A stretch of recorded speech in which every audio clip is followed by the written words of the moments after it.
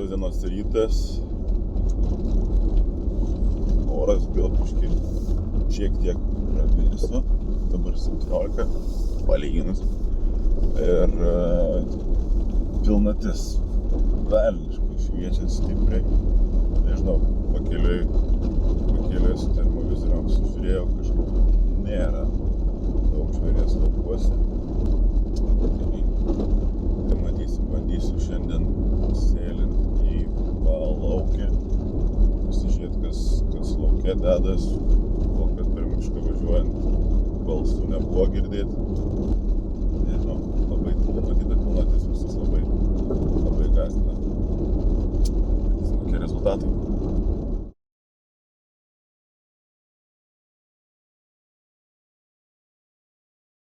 Apžiūra palaukiai nebuvo labai sėkminga. Buvo 2 patinėliai. Nes išėjo iš miško priešais mane. Bet buvo 120 metrų ir buvo dar per tamsu. Mačiukas su ragais, bet kas toks negalėjo pasakyti. Ir jis nuėjo nuo manęs. Suėjęs kaip tik į mano pusę. Jie visa bandelė. Ten buvo gal kokie 4-5 patelės ir patinėlis. Balsą rodė. Nelabai stiprų. Bet visi nutolo nuo manęs. Prieš vėją. Taip kad dabar bandau grįžti į mišką. Ir bandysiu gal kirtavietėj ką nors sulaukti. Keletą balsų, vakarė girdėjau kirtavietėse. Pabandysim pažiūrėti, koks veiksmas bus tenais.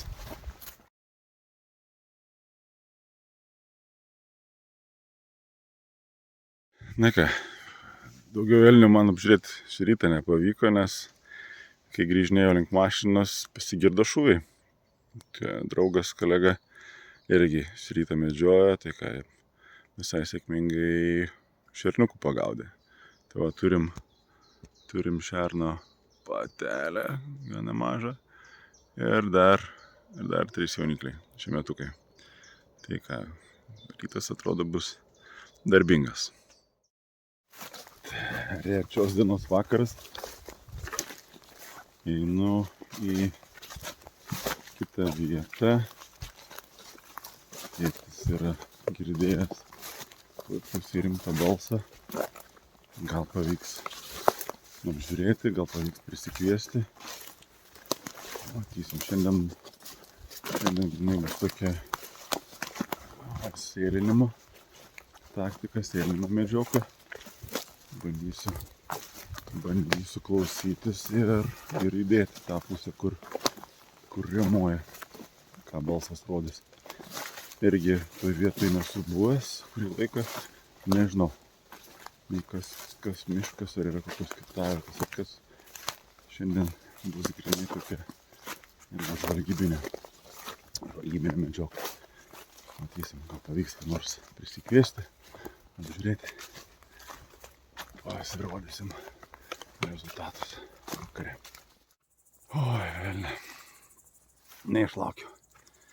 Neišlaukiau ir turėjau pokalbį, kaip 1,5 valandos kalbinau velne.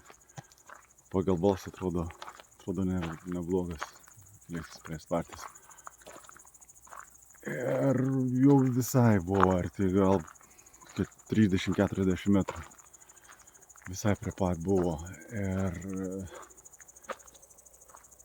stovėjau Biržės pakrašty ir gan toli mačiau, bet tiesiog jis jau man buvo per arti ir aš jau truputėlį kitą vietą nueiti. Galvoju, bus truputėlį geriau, bet tai buvo klaida ir jis vėliau atėjo manęs ieškoti ir atsistojo iš tokių eglučių ir aš tik mačiau dalį vienos karūnos.